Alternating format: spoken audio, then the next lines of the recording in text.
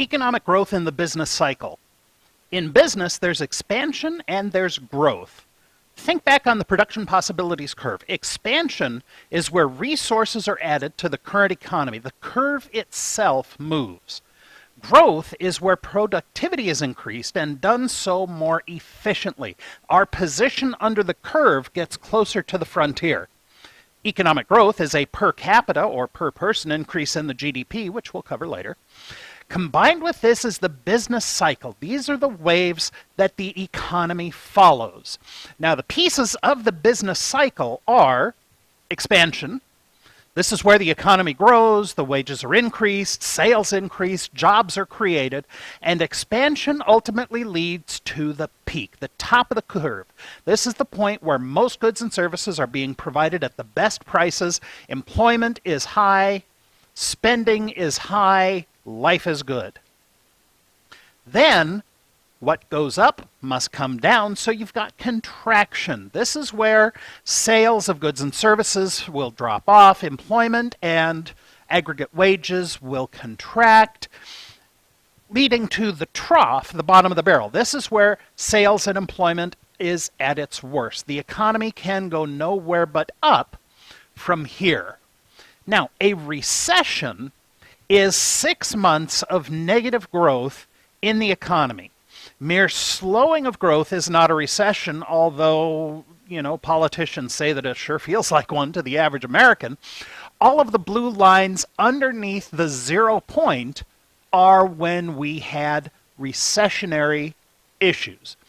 You look at the time between 2000 and 2008, the economy was doing well, but it started to slow down. And between 2010 and 2017, the economy just kind of floated along. Little recent history.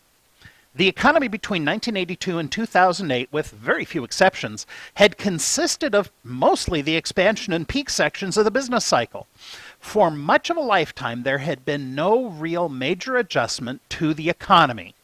However, your life science teacher is going to tell you that an organism that grows too big or too quickly will die of its own prosperity. In mid-2007, we reached the peak section of the cycle and went into the contraction phase. While there had been other contractions, 1987, 1991, there had not been as dramatic or lengthy a contraction as we saw through 2008 and into 2009. Now, when do we know when we've reached the peak or reached the trough? We really don't. We can only figure that out by looking at it in the rearview mirror. With the global economy taking a super big hit due to the coronavirus, we are not sure how long this recovery is going to take. We do see a rebound, but it's going to take a while in order for the economy to get out of this pandemic-induced recession. Employment. This is the tricky part. Employment measures somebody who is working no matter how much. So unemployment, it would seem, would measure those who are not working, right? For somebody to be truly unemployed, they need to be otherwise willing and able to work. Full-time students are not counted in the unemployment numbers because you're not willing to quit school to go to work. If you were, you would already be gone by now.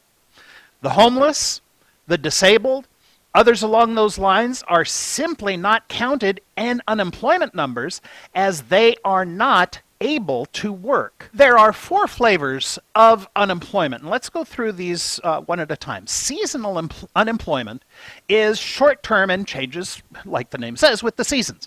After the holidays, after the harvest, after the Valentine Day rush is over, the unemployment rate rises since there's no more need to man the phone banks or wander the orchards once there's no more demand, or supply. Pears don't really grow well in February, or so I've heard. Structural unemployment is long-term unemployment. This is the most discouraging aspect, since people's skills do not match the workforce. Their supply is not in demand. Structural unemployment usually is about 5 to 7% of the workforce. However, this number has been dropping through the last 20, 25 years or so. Used to be unemployment or full employment consisted of 5% unemployment. So basically everybody who wanted a job had one. President Biden ran on and is publicly committing to raising the federal minimum wage to $15 an hour. The concern with this is that there's either going to be a major move to automate jobs, or that the additional wage costs when automation is not possible is going to be passed on to the consumer. Back to unemployment. Frictional unemployment is the most common. This is the usual course of people changing jobs. People will leave a job either voluntarily, they'll get fired, they'll get laid off, and usually they're not able to walk out of one employer on Friday and into their next job on Monday morning. Cyclical unemployment is kind of what we're seeing in the last year. When the business cycle starts to do its contractional phase and the economy takes a downturn, businesses have to tighten their belts. In 2020, businesses had to close down due to governmental mandates.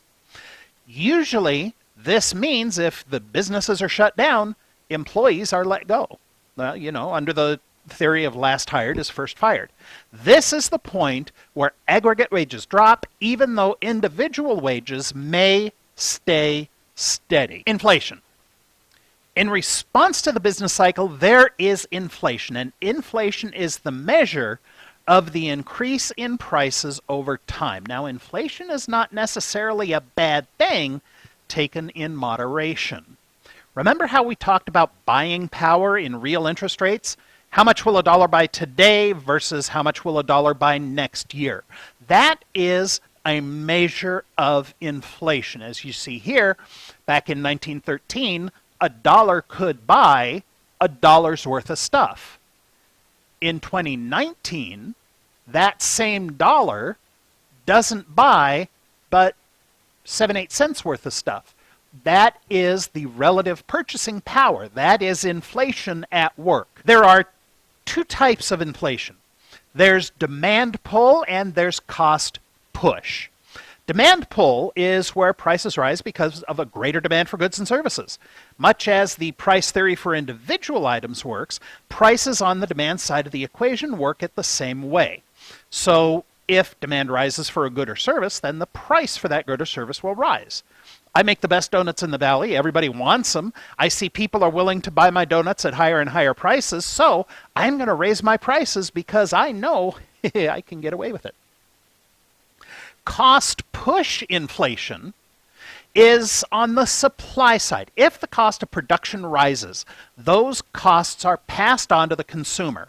If gasoline rises, if energy rises, if the cost of rainbow sprinkles suddenly increases, those are all going to increase the input costs to making donuts. There are tobacco deals being pushed through Congress and the courts. We just voted for an additional tax here in Oregon on cigarettes. The cigarette manufacturers are not going to eat those costs. Those costs will be passed on to the consumer. The thinking behind this as being a good thing is that the young people and the people who don't have a good consistent income not going to be able to pay the increased prices, therefore they're going to stop smoking. Stagflation. This is the worst of both worlds. This is where wages are stagnant, growth is lagging, and prices are rising. Usually prices and growth move in the same direction. So not only is the dollar able to buy less, there are fewer dollars available for purchasing. This is what happened in the late 70s and early 80s during the Carter and the beginning of the Reagan administrations. Chapter 13, page 404, calls this inflationary recession, and it's pretty much the same thing. Deflation is a falling of prices over time. It's the flip side of inflation. Now, you might seem this is pretty good, but no economy can sustain a deflationary trend for the long term without taking a big hit to consumer confidence. Short-term deflation, yeah, okay, it's a glitch. Longer-term deflation is usually sign of trouble on the horizon. Demand-side deflation, just as the name says, is people do not demand, in the aggregate, goods and services over an extended period of time. The overall hope is that the period of time, the lag in the economy, will slowly realize the previous real output levels and reach equilibrium at that new point. Now, just because demand for a product drops does not mean that it is deflationary. Look at the peak of the Atkins diet. That was a no-carb, high-protein, my donut shop took a super big hit because nobody wanted to eat carbs, even with rainbow sprinkles. So the demand for donuts dropped, but it was not a deflationary cycle.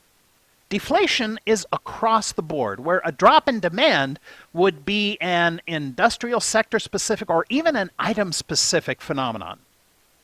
Supply side deflation is not as bad. Input costs of the factors of production cost less than they used to. So the producer passes these savings along to the consumer and overall prices drop.